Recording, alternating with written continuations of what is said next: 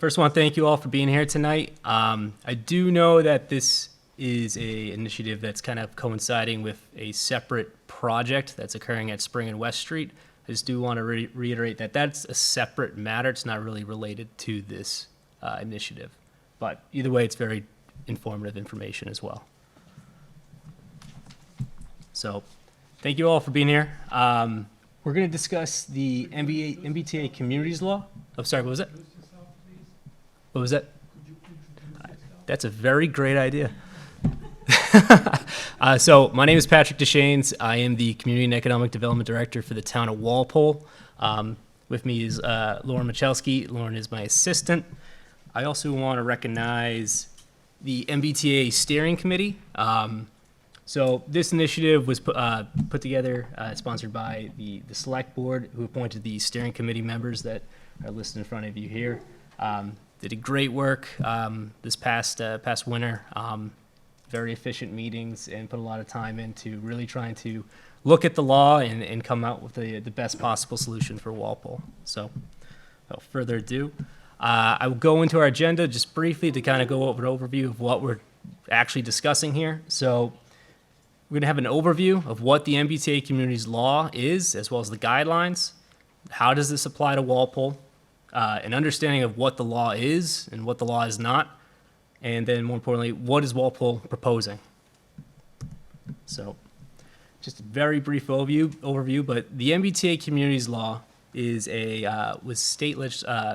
law passed in 2001 from the state legislative. This was an amendment to the state's Zoning Act, which is Mass General Law, Chapter 40A.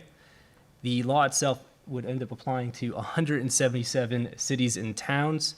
Essentially, what the law required is that communities that were impacted and met the criteria as being an MBTA community would need to designate a district within its community to allow for multifamily by right. With that included a few different provisions, such as it would need to be a district of a reasonable size. A district would need to be a half mile from that commuter rail station, where possible, and have a minimum gross density of 15 dwelling units per acre. So that's the district as a whole would need to have a minimum gross density of 15 dwelling units an acre. There could not be age restrictions or limitations on bedroom size, so it's supposed to be family friendly, or at least not prohibitive for families to be there. Along with the language of the law itself, it was to designate it used to be the Department of Housing and Community Development, but they're now the Executive Office of Housing and Livable Communities. This state agency was charged with developing guidelines that would help determine how communities would comply with this law. So the law itself is, I wouldn't say simplistic, but it's very brief. So going along to better explain the law, where was the need for guidelines. So the purpose of the guidelines is to help communities understand of how they can comply. What do they need to actually craft within their zoning to meet the state's definitions of compliance. Very briefly, the communities that are MBTA communities are broken down into 4 different subcategories, and I'll go over that in a little bit. This is based upon its proximity to a transit station.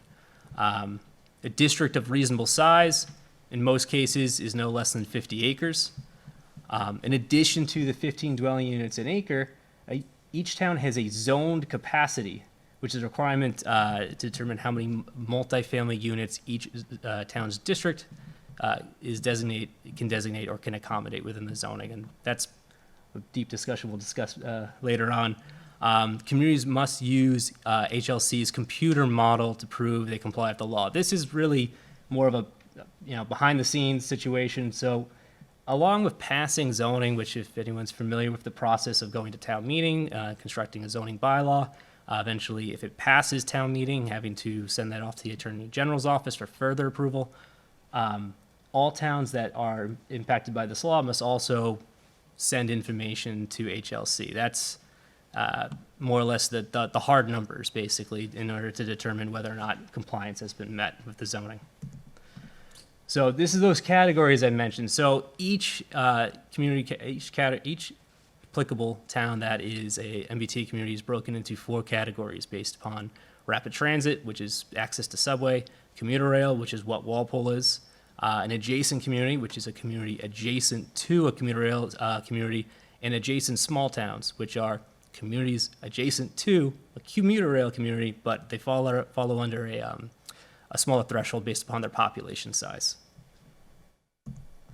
I'll go over why that's important. So how does this apply to Walpole? So this is numbers that are really kind of formulated from the guidelines. So the minimum MBTA Communities Law minimum requirements: a zone capacity, 1506 units, a minimum district size of 50 acres. This does not necessarily need to be in one location. A minimum gross density of 15 units an acre. Much of the district must be within a half mile of the train station. There's certain communities that, based upon how much developable area they have, that number may fluctuate, but Walpole by and large must have their district within that half mile of a train station. Overall compliance would mean that we would need to adopt this zoning no later than December 31st of this year. Within that, there's a 90-day period from once the town has submitted its compliance documentation to the Attorney General's office and HLC. There's a period of waiting in terms of finding out whether or not you actually meet compliance. So, to back up a little bit and kind of go over this, that zoned capacity number it's always kind of the first thing that's brought up. It's like, what is that? That seems like a lot. How is that factored in? So zoning capacity is unique in that it's not a build-out number. It's a hypothetical number based upon how you create your zoning. So it's essentially factors in things such as your dimensional regulations, your density regulations, parking regulations, height regulations. It produces a hypothetical yield of what that number could be. And so that number, it does not, zoning capacity, it doesn't just look at vacant land. It doesn't, it's not a requirement to actually construct, or it's even concerned with existing units. It looks at a hypothetical scenario, and I don't know if this image shows up really well, where if you were to create a location with a district, remove all development, and you were to construct new, what would that hypothetical number be able to build out to? In most situations, we do have existing development where redevelopment is a possibility, but not always in actuality, just because, of the situation of, what was built there recently.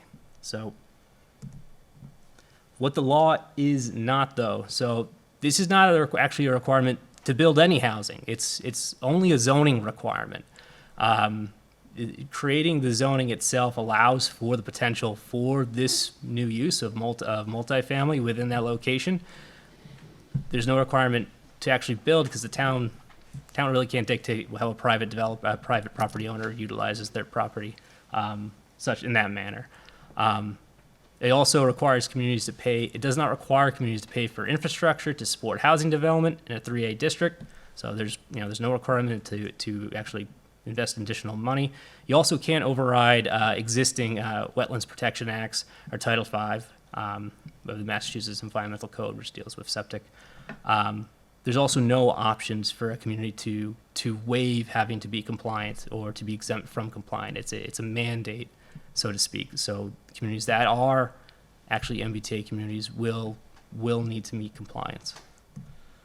So without further ado, this is the proposed MBTA Communities Multifamily Overlay District.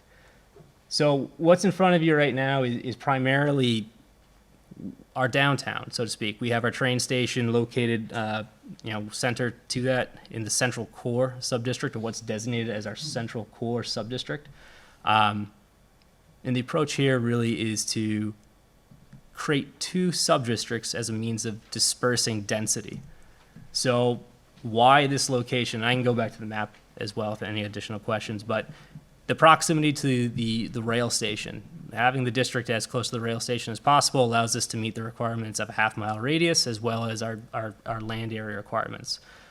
Another key factor that kind of comes in with this is that the existing zoning that is already there is comparable in both use and density. So the next slide will show you this, but essentially the primary underlying zoning within that location is the central business zoning district. And to back up towns are broken into essentially zoning districts. If you look at a map of the town, you'll see locations where residential is allowed, industrial is allowed. It's a way for a community to kind of designate how their community is to be developed. So certain uses are allowed in certain locations. With that comes more detailed requirements for those uses. And I mentioned before, going with the approach that the steering committee took into consideration was to go with a sub-district. And a lot of that thought is into trying to provide a buffer between what is essentially the downtown itself and the surrounding residential areas. Where that central core sub-district would have a higher density number, the outer core district is a far lower number in order to try to spread out the density and create a more gradual transition from the surrounding area into the downtown. So this is what I talked about earlier in terms of existing zoning. This blue area that you'll notice is the boundaries of our existing central business district. So this district itself already allows for a mixed-use development, and that's a development with commercial on the first floor, residential above. It already allows for that use in that blue area by right. So the thinking was having the district as close as possible match that central business district. The change wouldn't be as drastic or as noticeable. And for that, we've created these dimensional regulations that are associated with each sub-district. So in the central core, which is that red location, we have a higher density count of 45 dwelling units an acre. Outer core is around 20 dwelling units an acre. These numbers that you'll notice below in terms of minimum lot area, coverage, setbacks, the thought was to keep those as close as possible to their, respective districts. The central core being more tied into the central business district, and the outer core being as close as possible of what we already allow in the general residential district, which is the primary residential district that is surrounding the central business district.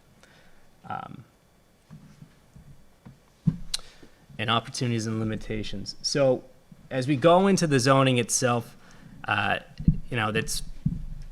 can be confusing in the sense of, what is this? This is something that's proposed by right. What's the control? What's the ability to kind of regulate this? Well, site plan review is a huge aspect of any sort of development, where the planning board has the ability to hold a hearing, allow neighbors to come view, provide their feedback, as well as have a hand in determining how the site is laid out. Issues such as emergency access, pedestrian accommodations, architectural design, screening. So that's still a permitting process, so to speak, that is still allowed within this zoning. In addition to that, communities may require up to 10% of units in the development to be affordable. The law itself, or the guidelines itself, they go into affordability as an option. There's no requirement to actually create any affordable units. However, if a community wishes to provide an affordability percentage, they can do so up to 10% by right. If you wish to exceed that, there's a whole different list of requirements that you must show the state in order to exceed that 10%. But what we mean by affordable is it essentially is from the subsidized housing inventory. So units that meet the requirements as affordable per the state's guidelines. It's essentially limited to 80% area median income. So they're not able to have a number below that in terms of the rental price. So that's part of that restriction really kind of comes with the guidelines. You can't go beyond that. So that's why the steering committee decided to go with that 10%. In addition to that, mixed use, which we already currently allow within the central business district, we also incorporated into this new proposed overlay zoning district. The reason being is that while we already allow for the use, We could also adjust some of the requirements for mixed use to try to incentivize a developer to go through permitting through permitting for a mixed use development under the multifamily. Through permitting for a mixed use development through the MBTA zoning rather than our existing zoning, as a way to both regulate the density and try to keep that commercial character within the downtown. So some of those incentives include for mixed use development. There's a relief in terms of an additional story of height. In mixed-use developments, and this might be a little bit of a confusing thing for those that may not be familiar with the zoning, but in the central business district where mixed use is currently allowed by right, we don't calculate density in a traditional way. We allow for a developer to build a mixed-use development, provided that whatever residential space they create is 3.5 times the gross square footage of the space they provide for commercial. So what this does is it essentially allows for a box to be created, and however many units a developer can propose for a project, it's really up to them, provided they can provide the correct amount of parking, whether they're compliant with dimensional regulations, height regulations, whereas the zoning we're proposing has a dwelling units per acre cap. That allows an opportunity to actually really kind of control how many units can be in a development based upon that dwelling units per acre calculation. So this, if a developer would propose a mixed-use development under the MBTA, they would not have to abide by that that percentage of 3.5 times your percentage of commercial space. And so whatever commercial space they do provide would be more practical and usable. Currently we do have a few new mixed-use developments, that mixed-use rental developments in the downtown where there's commercial space that is sitting vacant.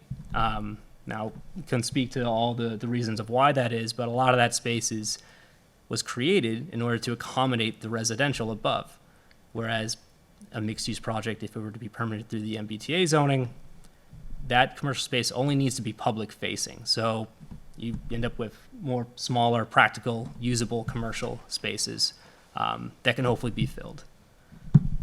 In addition to that, we've developed site standards that are really intended to promote a better pedestrian access, reduce the impact on the surrounding area when at all possible, and improve the placement of buildings.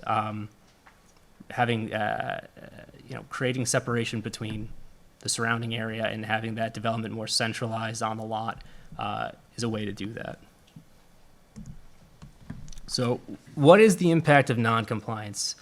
So as I mentioned, this is a mandate. This is something that the state, because it is a law itself, it is requiring communities to be compliant with.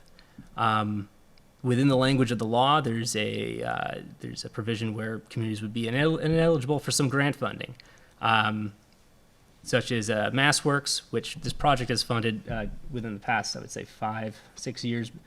Some pretty big projects on Coney Street and Union Street. A Housing Choice Capital Grant, which we actually received and are currently working on a project to audit and recodify our existing zoning bylaws, as well as the Local Capital Projects Fund. The guidelines themselves go into a further explanation that communities would lose their competitiveness, and about 13 other grant programs, which, as you go from municipal vulnerability preparedness, which is an environmentally focused grant program, site readiness, which is an economic development focused program. But really, the biggest change that happened back in March of 2023 was the Attorney General's office provided further clarification on their opinion of what compliance meant. Essentially, the state or the Attorney General's office is further reiterated that the MBTA Communities Law is a state law.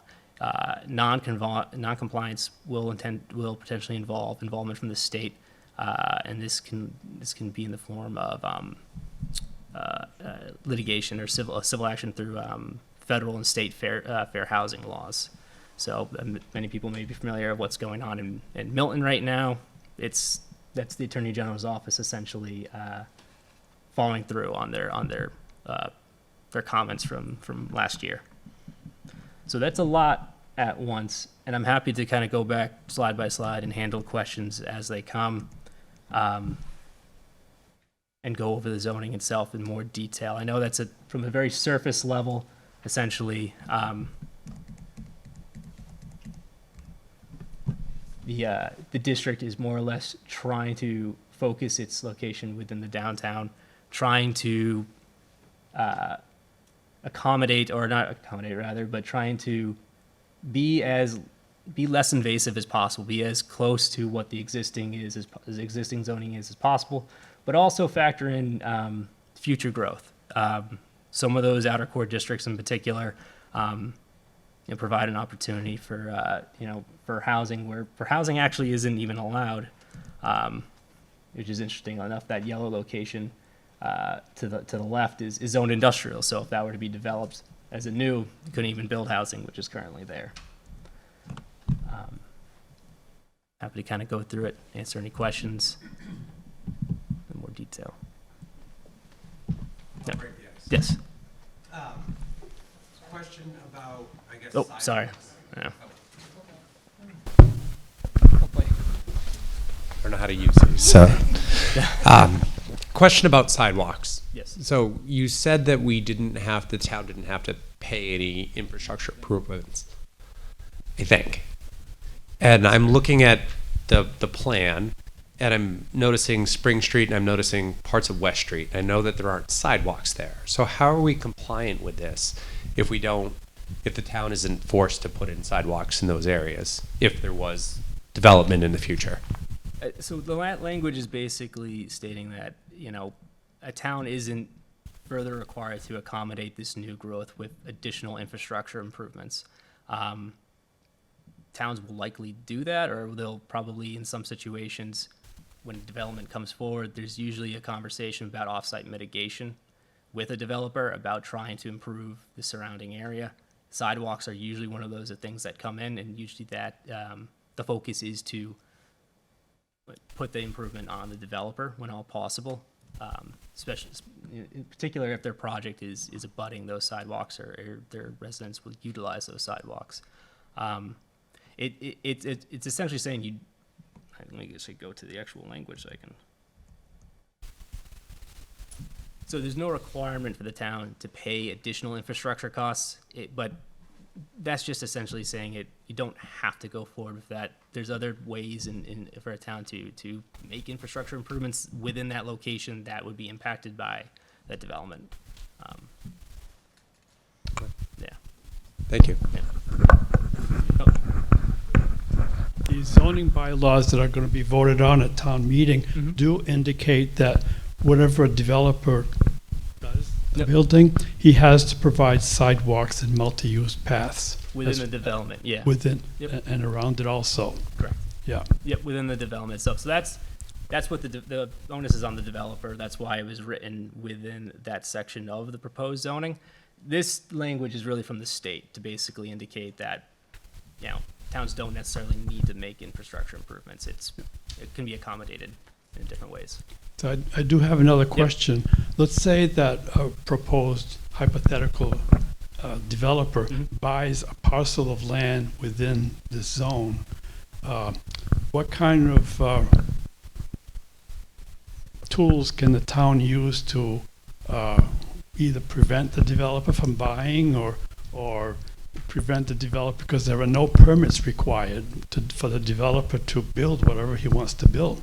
So the permit, the no permit language is really, it's a discretionary permit. And what I mean by that is it's like a special permit to allow for the use. So in some situations, a developer, if they're in a certain location, depending how your zoning is written, they may need to seek a discretionary approval for the use before they eventually will go to planning board for site plan review.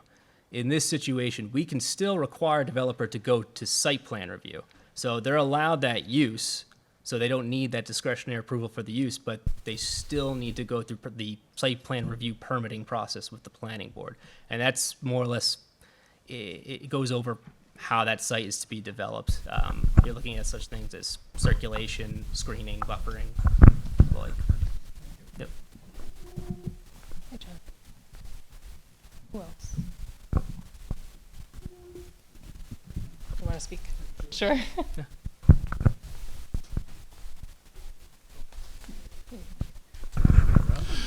This comes across as a very interesting type of law. Mhm.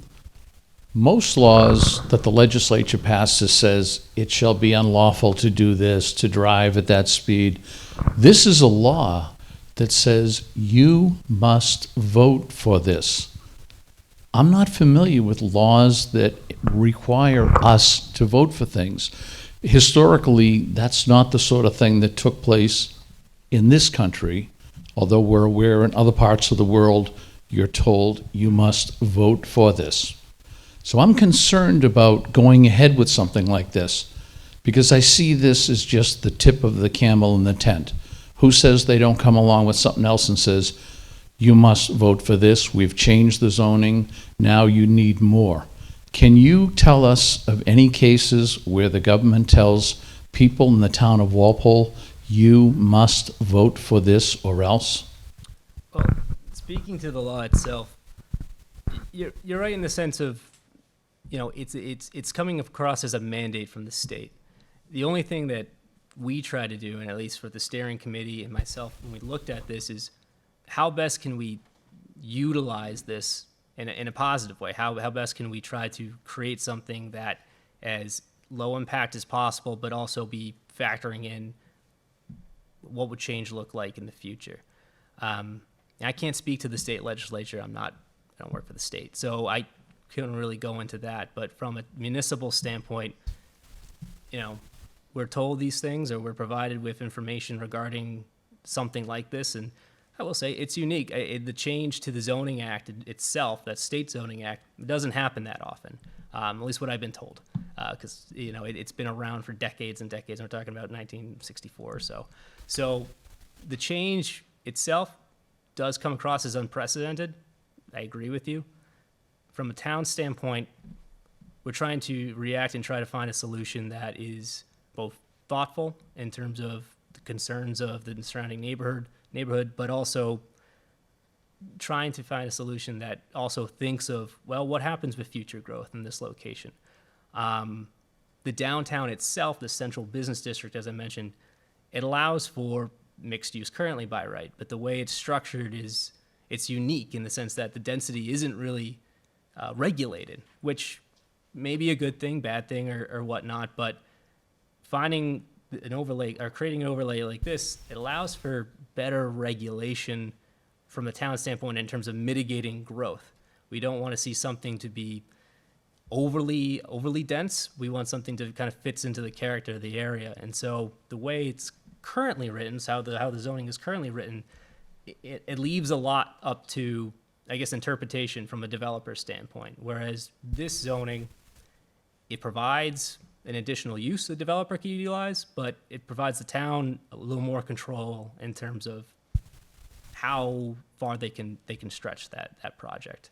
I know that's more than what you asked for, but I really can't speak to what. No, I do want to respond to what you said. So when the state comes out and goes to the town of Walpole and says, this is something you must do, let's say the state said, all of you here should have a garden, should have a flower garden. The answer should not be, flowers really are nice, so this really isn't too much of a problem to us. They're telling us we should have a garden, and they're telling us daffodils are nice too, let's plant them. As our employee working for the town, I don't think it's your job to say, how can I make this mandate work? As much as to say, I'm going to push back on this. How much did you push back on this when it came out, on our behalf? We had this conversation last time. We did. So when this was going through, and to back up a little bit, let me just go to the first slide. So the law itself changed in 2021, that state legislative action. In the interim, between 2021 and I believe it was August of 22, the Department of Housing and Community Development, DHCD, which is now known as HLC, they submitted or sent out draft guidelines. These were publicly accessible draft guidelines of how this zoning should look. During that interim period, we were able to communicate with the state and voice concerns and objections about what they were proposing. And so what was originally proposed in 2021 was further changed, altered to try to accommodate the concerns by both Walpole as well as every 176 other communities that had concerns with what the state brought out. So that period of interim guidelines was an opportunity for us to voice our concerns, and we did voice our concerns. We asked questions about what they were proposing, trying to get clarity on some of those guidelines.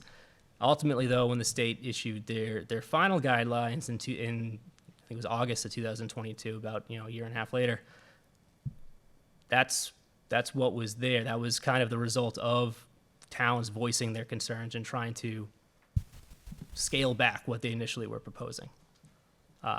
So that's, I guess, the best answer I can give you. That was our time to provide concerns and comments to the state. Yes. Oh, sorry. You mentioned a 10% affordability on one of the slides. Will that count towards our 40B requirement of having 10% or not? You are correct. Yeah. So the type of affordable unit that is, it's called like it's like a local action unit, which it's a unit that has to meet the requirements for being recorded on a town's subsidized housing inventory. If anyone's familiar with 40B projects that have been going on throughout the town, that's that similar language what I'm talking about, where any 10% of a development that would be permitted under this, those units would count towards those numbers. The importance of having something like that, and especially why the steering committee thought about it, is our subsidized housing percentage, so to speak, it fluctuates based upon the census year. So in 2020, our number was altered based upon factoring in the new housing units that the town had built. So between now and 2030, we're trying to make sure that the town is in a better position with our housing inventory numbers so that we don't have unwanted 40Bs and we can have a little more control of where some of that development could happen. So a proposal like this within the zoning, it really tries to help keep those numbers in line to make sure that the town can be compliant by 2030. Is the 40B a case where the state is telling us you must do or else, and the else being you're going to be faced with 40B and units coming on? So 40B, in a sense, yes. However, the 40B guidelines are really meant to encourage towns to make their own actions in terms of providing affordability. That was at least the thought process behind 40B. It was that if you don't have this percentage of affordable units, you risk having a project that can now. So it is a case of either fall in line with what they're telling you to do, or you're going to allow other developers to come and build buildings and getting all sorts of waivers from your existing zoning bylaws. Yeah, I mean that's essentially not to mix subjects, but in a 40B project, a development can essentially be anywhere, and it doesn't have to conform to your zoning. In a situation like this, a town can be more proactive and try to regulate where something like that is, and trying to both keep the numbers where they are from the state's concern, but also be proactive in how its zoning looks. I just have one other question. I noticed on the map that the 3 parcels that are the town common, just how you were allowed to put them in, because certainly there's no intent, I assume, No. to have mixed use or any sort of development on those 3 parcels that make up the common. It's a great point to bring it up. So the density number that we need to look at, that 15 dwelling units per acre, it's factored in as a gross density. So that gross density, it looks at streets, it looks at non-developable parcels such as town-owned property. It looks at factors in wetlands, anything like of that nature. So when we are thinking of reaching that 50 acre number, which is the minimum land area requirement, you include the surrounding location as part of that number. The common itself, any town property rather, MBTA owns property there. None of that counts towards our actual our multifamily build out number. That number is essentially, when I go through the state's program of factoring in what our density is, it's a big zero. You can't build on it. But the land area counts towards our land area number, but we can't build on that property. So that does count that way. Yep. Oh, I think behind you.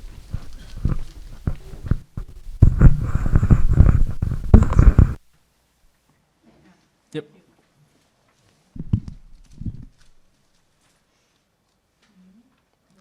No. Okay. Yeah, I can hear. I think that so many people don't understand that this isn't a housing build. Number one point. Yep. I know that's happening in other towns too. I know, I live in South Walpole, and the Fox Road people are going crazy. Of course, their MBTA site is, right up against South Walpole, but why not? So, but my question is about the zoning. You and I've talked about this, the current zoning versus this zoning. This zoning seems to have more metrics that make sense than like our current zoning. Yes. And Overall, I mean, not to disparage the current zoning, but the thought going in with this was to be a lot more prescriptive, I guess, so to speak, in terms of how that development will look, how it can be. Really, the density itself, in particular, is one thing that it's very interesting how Walpole currently in the downtown doesn't regulate that density number. That's when I talk about that dwelling units per acre.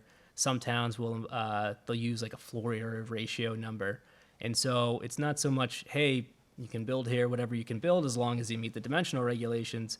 A lot of towns will try to kind of like cap that number at a certain percentage in order to kind of really mitigate that growth.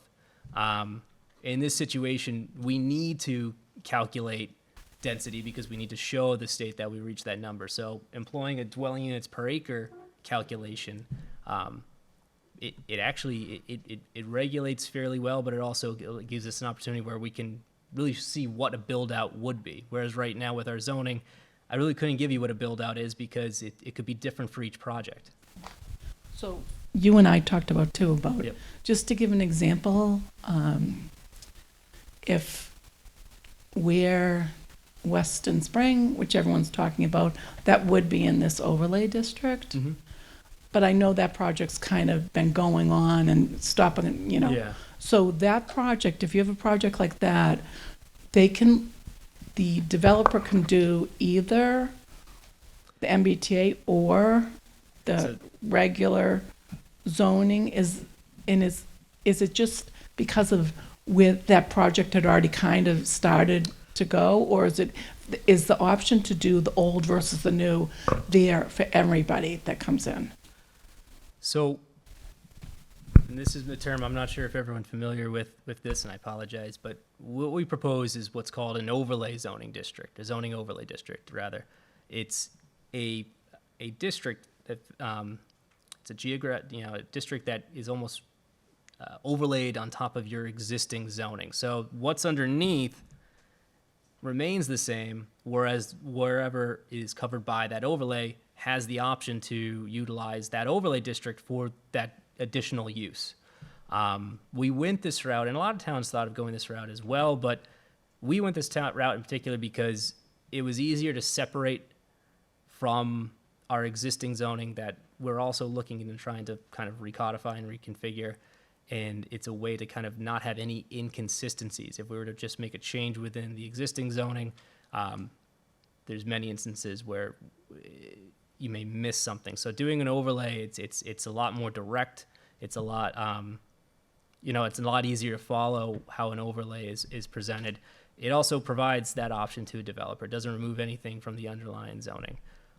It just gives them additional uses that they can have. So yeah, so if a developer would come in and say, well, I like doing multifamily, I don't want to do mixed use, this is the only option for me, then they would utilize the MBTA zoning. Whereas if they look at, well, I can do mixed use under MBTA, or I can do a mixed use project under the traditional zoning, they need to weigh the odds of, well, under the traditional zoning, I have this different metrics in terms of how I build the project, but if I do MBTA, I don't have to have excessive commercial space. I have some relief for height if I'm in the central business district. So there's a little more benefit to doing one over the other. And so what we tried to do is try to create incentives for mixed use under MBTA to try to encourage people to go that route rather than mixed use under our traditional zoning. Yeah. Asked Patrick, for Union, well, for Weston Spring, was supposed to be like 28 mixed-use units, and now it's maybe 95. But under new MBTA, if they chose that, which they're probably not going to, it would be what, 40-ish units? That's a big difference from 95. So that is kind of, obviously the timing of this is unique with that project kind of going on at the same time as town meeting, as a potential zoning article that would impact that location. But yeah, the history of that site in particular, they were permitted for a mixed-use project a few years ago. I mean, it was a live-work kind of condo complex where there was commercial space on the first floor, residential above, because they couldn't pursue any other type of residential development. They couldn't do multifamily, but they could do mixed use. And so for whatever reason, they didn't go forward with that project. And they are back at the planning board to propose a separate project there. Under this zoning, and what the steering committee I thought was a great idea was looking at a way to create both a buffering between the surrounding neighborhood as well as a way to create a gradual kind of entrance into the downtown. And so, yeah, at that property, a theoretical build out, it is around 40 based upon that 20 units per acre calculation for the outer core, which is the blue area. So it is a much lower density that would be proposed under MBTA. But, you know, can't do anything really so much about it now unless the developer were to choose that instead.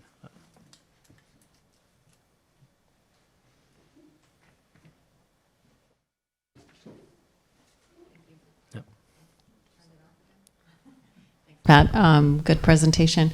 My question is the draft of the town meeting article available for the public? Oh, and yeah. if not, when is it going to be available? Oh, no, it's available right now. So Okay. the warrant closed, I think, in January 23rd or so. Okay. So So at that time, a copy of it is at the clerk's office. You can also find a copy of it. All right, let's see if I can actually go to it. It's on our webpage. It's on the planning board's webpage and the clerk's webpage. So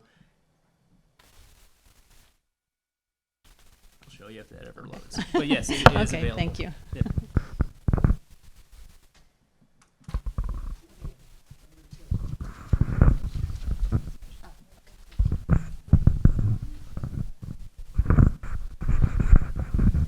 Yeah, Patrick.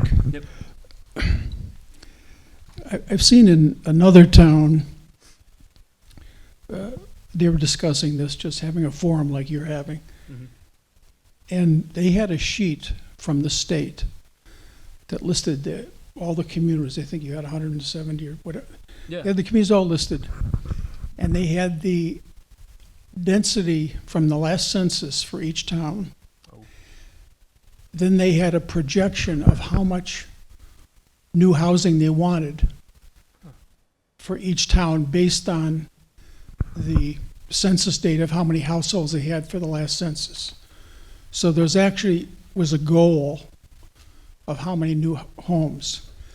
And I think a number of communities think they're outsmarting the program by putting town halls, libraries, parks, churches in the district, thinking they're just telling the state, well, you know, there's no room here. These are public or whatever. And I think, I strongly suspect that the people who are trying to create this housing are not going to accept those proposals.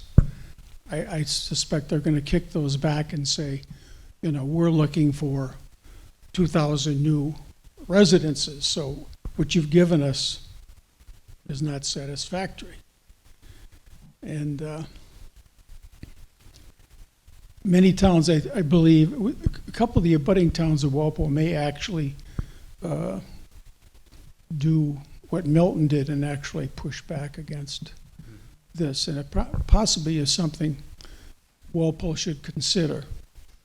And I say that, and you're a planner, and you go to some of these meetings, and you know what's really going. And this gentleman here who just spoke, he's absolutely right. The people that are doing this believe we have, many people have moved to Walpole in the suburbs, moved away from large city housing projects that were forced in their neighborhood, the war on poverty and all that, and made it not the kind of living environment they wanted, so they came to the suburbs.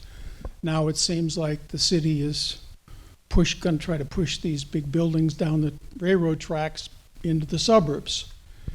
And the Beacon Hill, I'll just put it that way. Walpole, I guess we're a sanctuary town because Massachusetts is a sanctuary state, but I don't think we ever voted to be a sanctuary city. And those people who are planning this are planning these things. And I just wanted to share with the folks here. I heard the planners say, what in the old days when they didn't have all these, they're trying to get rid of the cars. There's too many cars. They don't want the cars parked around. They want people to live in closer areas, take electric bicycles and robot carriages around and use mass transit. They don't want cars. And to do this, it's a grand design of condensing housing, condensing population, and changing transportation dramatically. What's going on and I could give you a lecture on that, but it's a slippery slope. The more we keep accepting these mandates, this is one of many. It's just going to be one after the other, and at some point people are going to want to draw the line. They may want to draw the line on this one, but I would submit it's naive for us to think that the plan you proposed, I'm sure as well as tensioned as it is going to be acceptable to the housing lords and the powers at the State House, because that is not what they want. They don't want us to give them cute plans. They want their pound of flesh. They want their, whatever it is, 2,000 or 1,000 households, whatever it is for Walpole. So, John, I guess the only way to kind of, what you're talking about too, I know there's a few towns that have looked at areas that are already developed, because that's the thing. You can include properties with development already existing on them. Dedham is one offhand. I'm thinking of Legacy Place. That's primarily where their district is located. There's nothing within both the law or the guidelines that prohibits that. So in a situation that you described, it's really the unknown. Right now, you know, there were, offhand, I think there's like 30 or 20 something communities that are rapid transit, that dark blue color right there. The state's still going over what those towns submitted in December or at the fall of last year. We are really in an unknown in the sense of like, how are they going to come down on some of these things? I would say that, you know, what is written pretty clearly within the law and what's written pretty clearly in the guidelines is all we have to go on. So in a situation that you describe, it's a variable I couldn't give you an answer for, because I think many towns would be very upset if they followed the guidelines and the law correctly and they were rejected. So it's an answer I can't really give you. All we can do is follow exactly what they've given us and see what happens. So I would say there's commuter rail and adjacent community. Those two districts are proposing zoning this year. It's about 120 communities that are going forward in the same position that Walpole's in. So, yeah, we're following the guidelines that they provided us in terms of how we factored and created that zoning. So, but the rationale, I think, for density they're using is transportation. If you took that out of the equation, there would be absolutely no need to have a zone for 15 plus residential units per acre. Mm-hmm.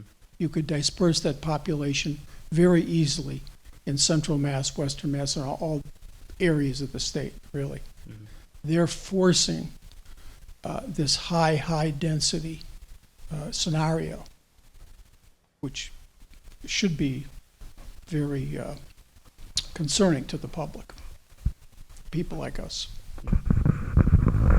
No, I hear you. I really do, John. I do think the steering committee took what was provided, put their heads together, and tried to find a scenario that was as least impactful as possible, as well as thought out in terms of what the guidelines listed. And so we can only follow what the law is in front of us.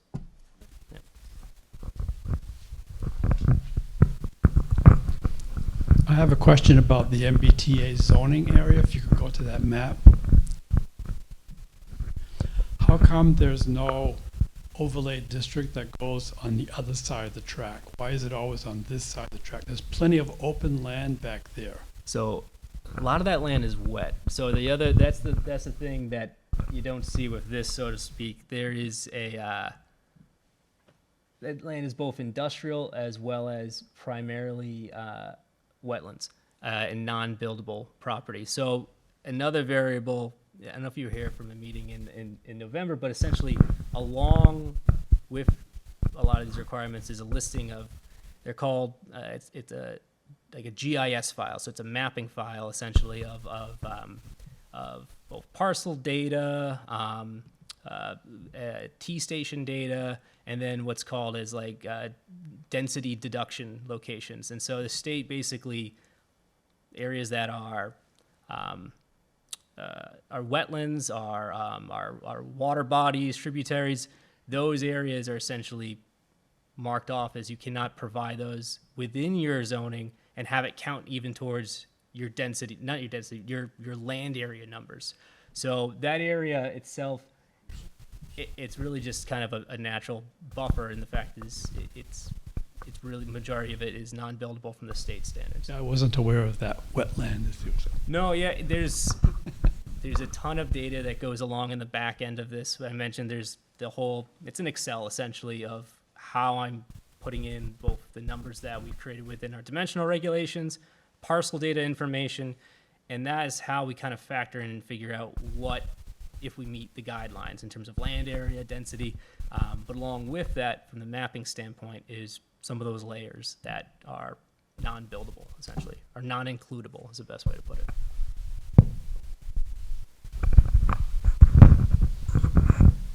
Patrick, if you could go back to the Massachusetts map.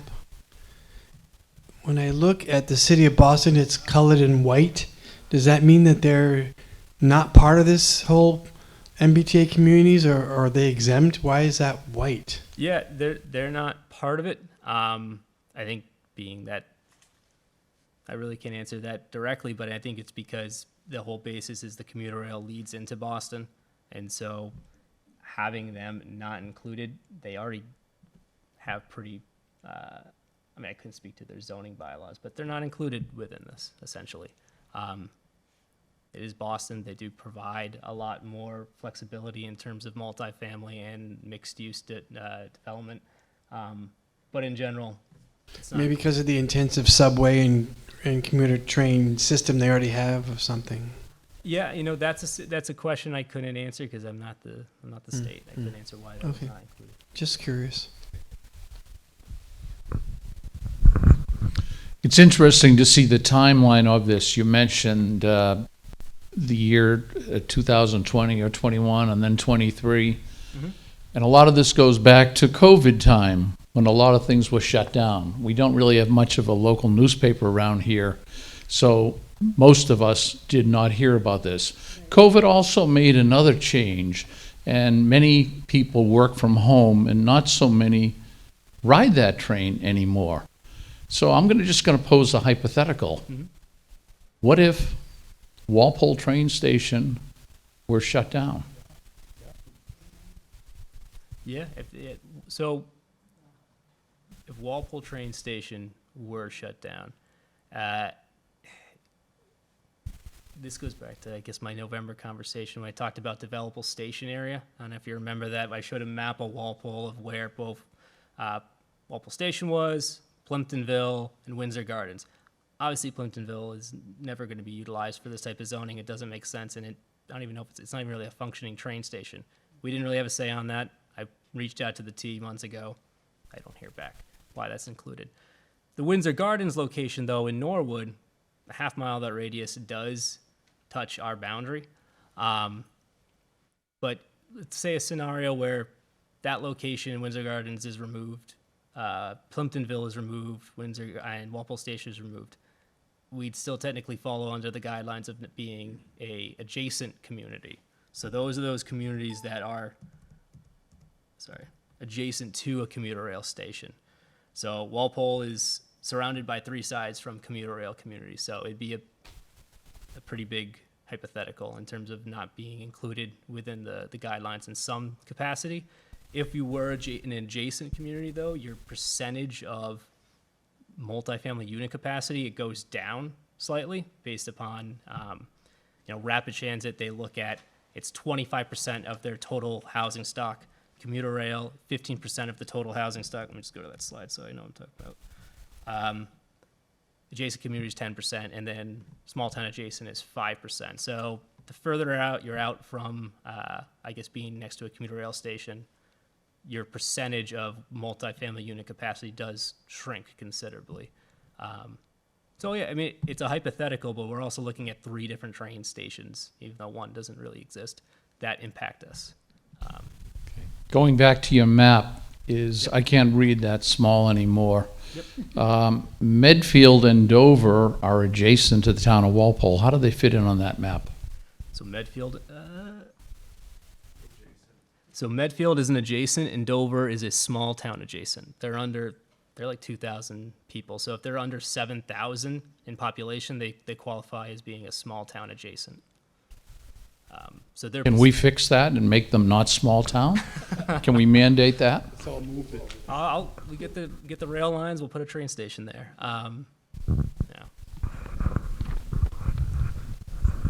One thing you have to realize about the train coming through Walpole and the decreased ridership, it's not so much that there aren't people riding the train. There's half the amount of trains coming through Walpole now that there were before the Foxborough line came through.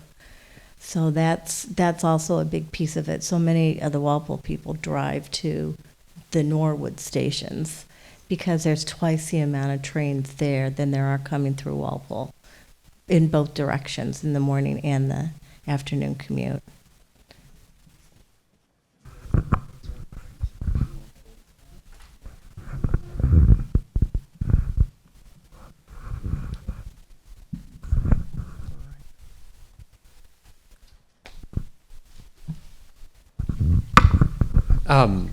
Can you tell me, were there any other scenarios that the group looked at other than this one here? Really, this was the primary location. So, unfortunately, I might have it on my flash drive. Give me 1 second. Just to kind of go back to what I talked about in terms of what developable station area is.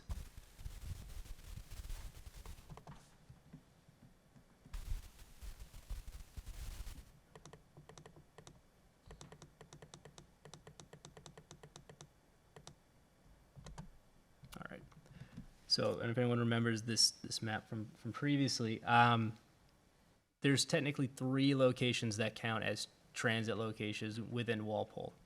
Walpole Station, the most obvious one. Plimptonville, kind of odd, and I disagree with that. And there's also Windsor Gardens. Foxborough Station at the time of when this map produced wasn't a full station. That being said, their half-mile radius doesn't impact Walpole. So there wasn't a scenario where you could look at like closer to Gillette or anything like that. We're not within their half-mile radius. But the downtown really was the primary location.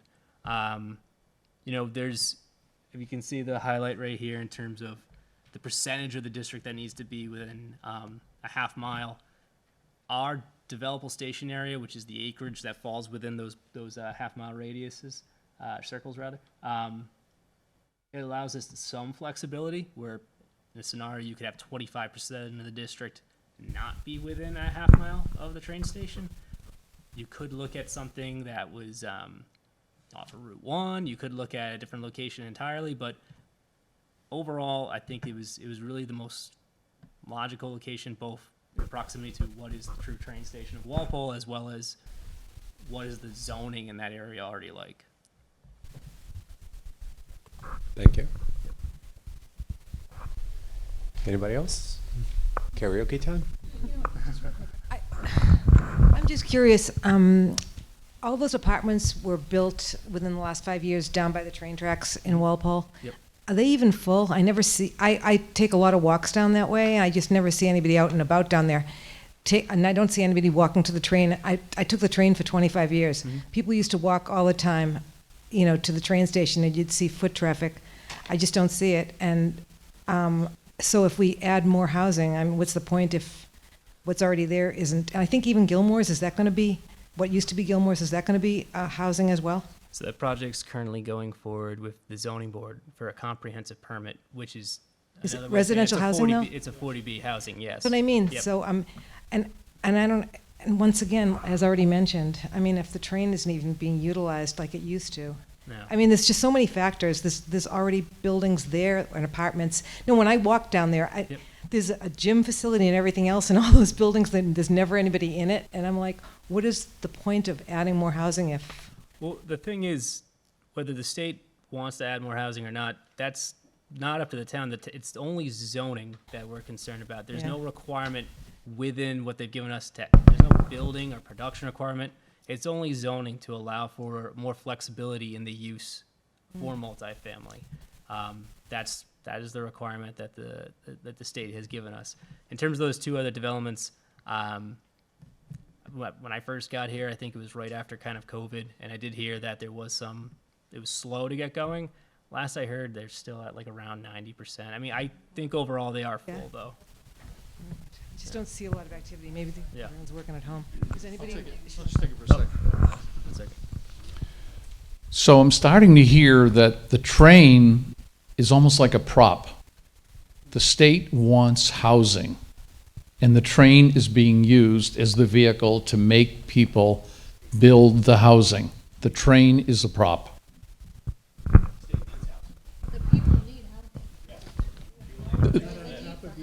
There are markets that will build housing.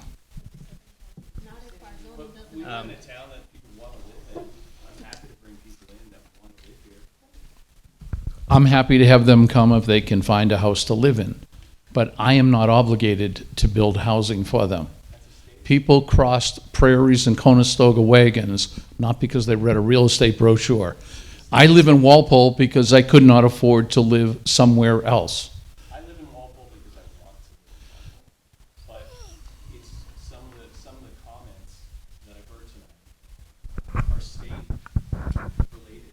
They're not community related. And I actually want to applaud you for the thoughtfulness that's gone into trying to resolve this. This is difficult.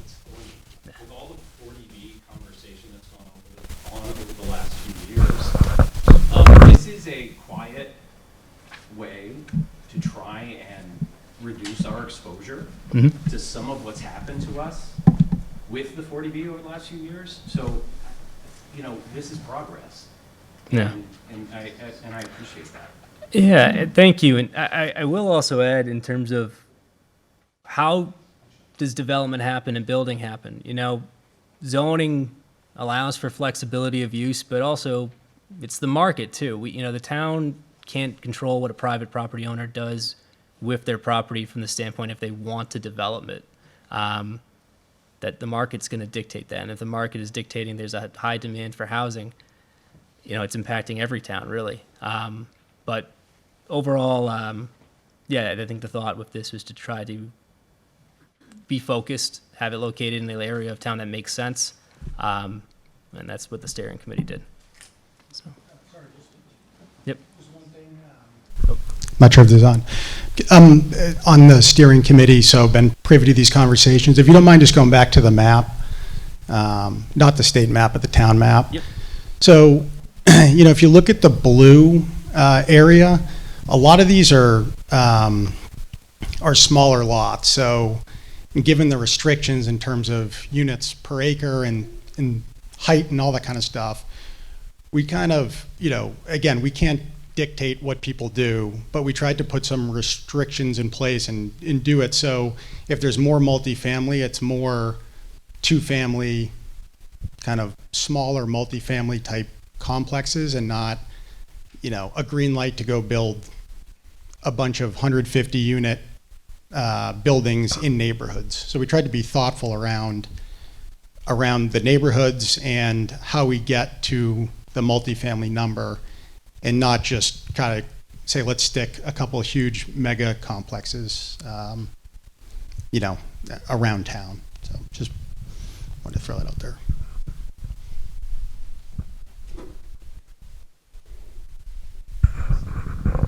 You mentioned that it would this new overlay would allow flexibility for buildings with their commercial on the first floor. That right now the amount, and we have one of the people mentioned that you look at the one at the train station, it's empty. Would they be able to somehow take advantage of saying, oh, well, now I could put some residents in that area to reduce the essentially wasted space?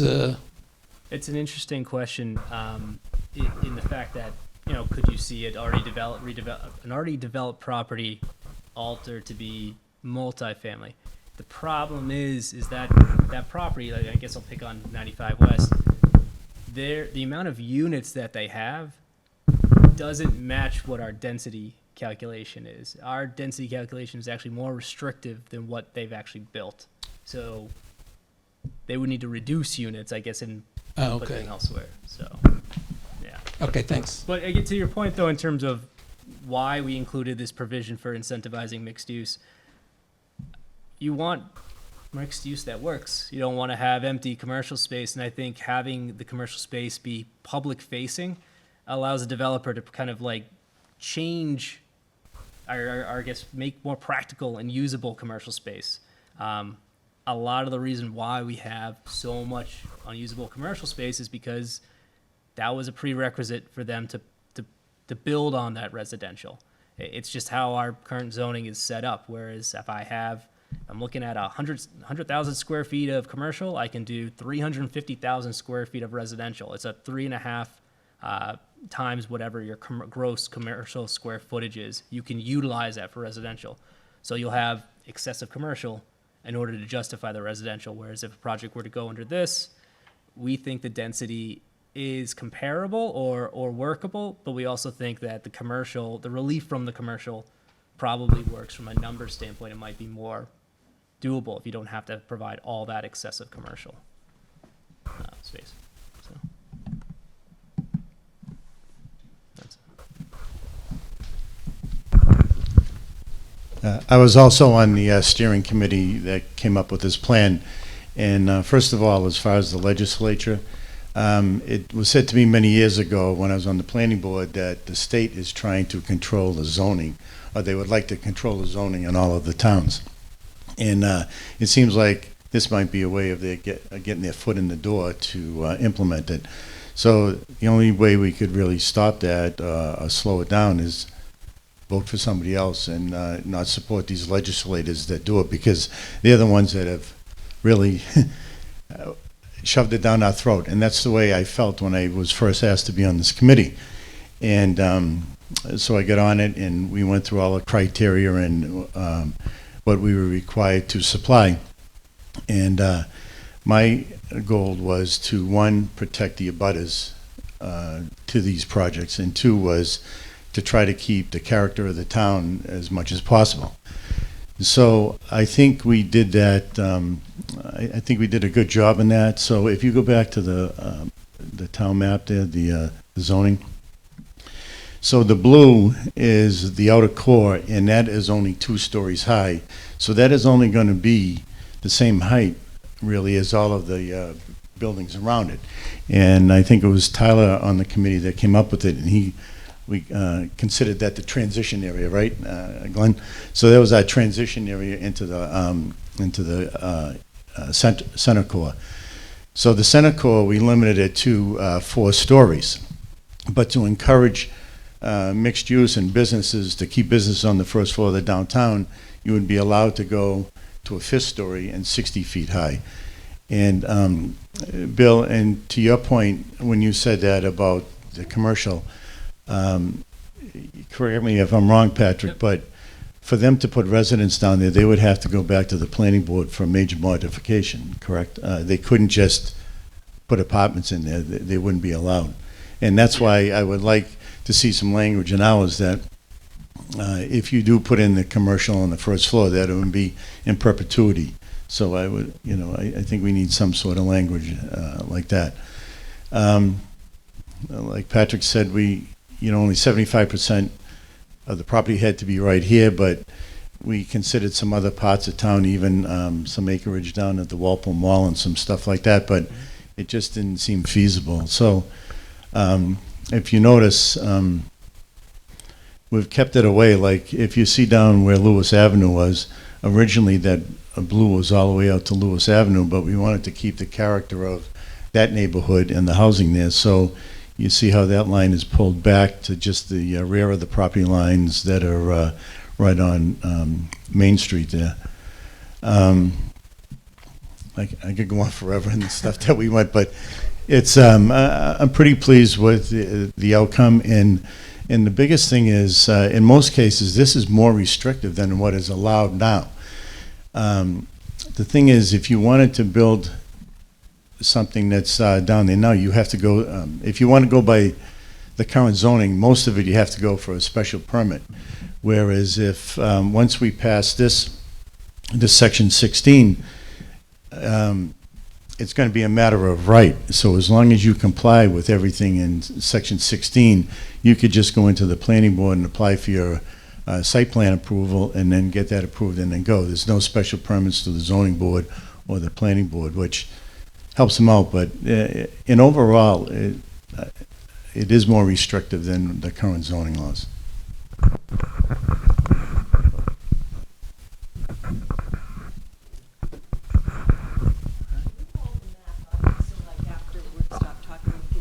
Yeah.